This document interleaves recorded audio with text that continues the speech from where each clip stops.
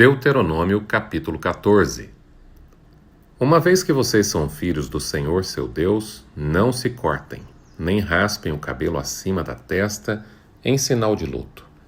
Vocês são um povo consagrado ao Senhor seu Deus, e Ele os escolheu dentre todas as nações da terra para serem sua propriedade especial. Não comam animais detestáveis, cerimonialmente impuros. São estes os animais que vocês podem comer: o boi, a ovelha, o bode, o veado, a gazela, a corça, a cabra selvagem, o ibex, o antílope e as ovelhas montês. Vocês podem comer qualquer animal que tenha os cascos divididos em duas partes e que rumine, mas se o animal não apresentar essas duas características, não pode ser comido.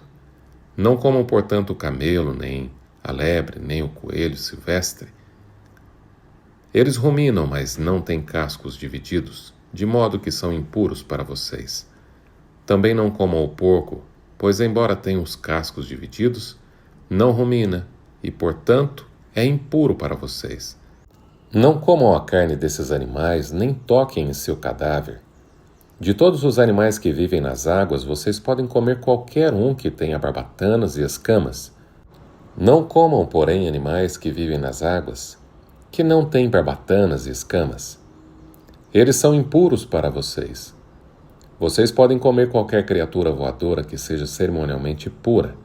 Essas são as criaturas voadoras que vocês não podem comer: o abutre folveiro, o abutre barbudo, o abutre fusco, o milhafre, o falcão e todas as espécies de condores, todas as espécies de corvos, a coruja de chifres, a coruja do campo, a gaivota, todas as espécies de gaviões, o mocho galego, o corujão, a coruja das torres, a coruja do deserto, o abutre do Egito, o cormorão, a cegonha, todas as espécies de garças, a polpa e o morcego.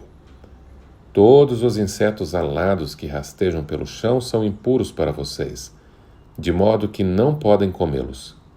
Contudo, podem comer qualquer criatura voadora que seja cerimonialmente pura. Não comam animal algum que tenha morrido de causas naturais. Podem dá-los a um estrangeiro que vive em sua cidade ou vendê-lo a outros estrangeiros. Vocês mesmos, porém, não o comerão, pois são um povo consagrado ao Senhor seu Deus.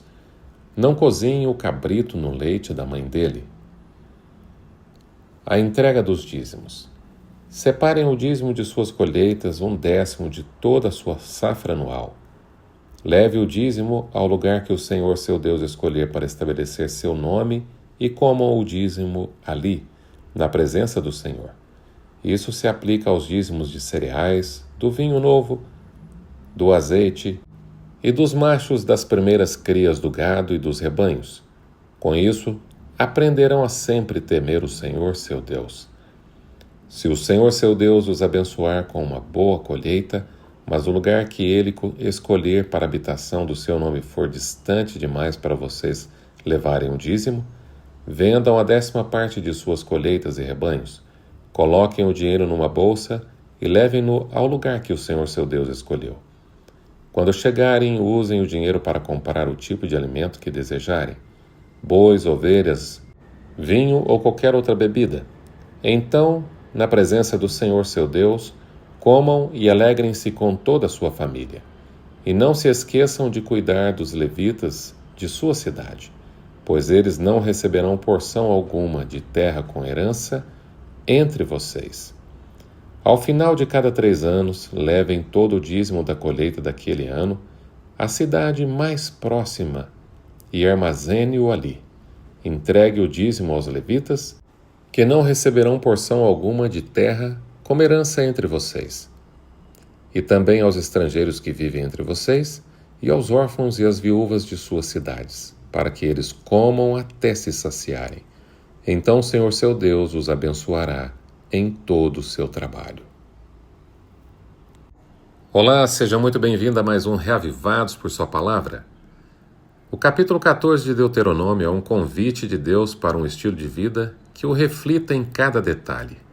Moisés recorda ao povo de Israel que eles foram escolhidos para serem santos, diferentes das outras nações. Essa santidade não era apenas um título espiritual, mas algo visível, prático, diário. Deus se preocupa com as atitudes, os costumes e até com a alimentação do seu povo. Por isso, ele estabeleceu distinções entre o puro e o impuro, não porque os alimentos tivessem poder moral, mas porque cada escolha seria um lembrete da aliança. Comer, repartir, ofertar, tudo se tornava um ato de obediência e adoração. O Senhor queria ensinar que a fidelidade começa nas pequenas coisas. A maneira como cuidamos do corpo, do que colocamos para dentro e do que fazemos com o que temos, diz muito sobre a quem pertencemos. Além das leis alimentares, o capítulo fala do dízimo. Era uma forma prática de reconhecer que tudo vinha de Deus e que o amor ao Senhor devia transbordar em solidariedade. Parte do dízimo servia para sustentar os levitas, os que cuidavam da obra de Deus e não receberam terras. E outra parte era usada para abençoar os necessitados, o órfão, a viúva, o estrangeiro. Assim o culto não se limitava ao templo, mas se estendia à vida. Hoje não vivemos mais sob as mesmas regras cerimoniais, mas os princípios continuam válidos. As orientações sobre os alimentos continuam relevantes como expressão do cuidado de Deus com o corpo e a mente.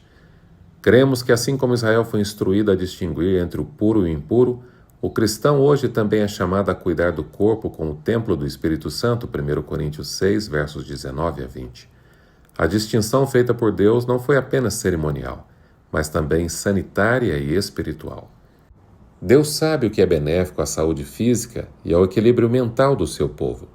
Vamos fazer aqui um resumo sobre as regras alimentares de Deuteronômio capítulo 14.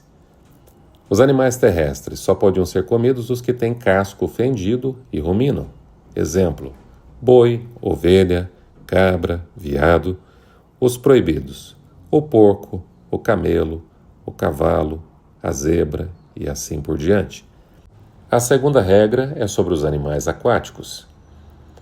Eles precisam ter barbatanas e escamas. Exemplos permitidos: peixes como tilápia, sardinha, salmão. Proibidos: frutos do mar como camarão, lagostas, caranguejo, o polvo, mariscos, pintado e outros peixes de couro que não têm escama e barbatana.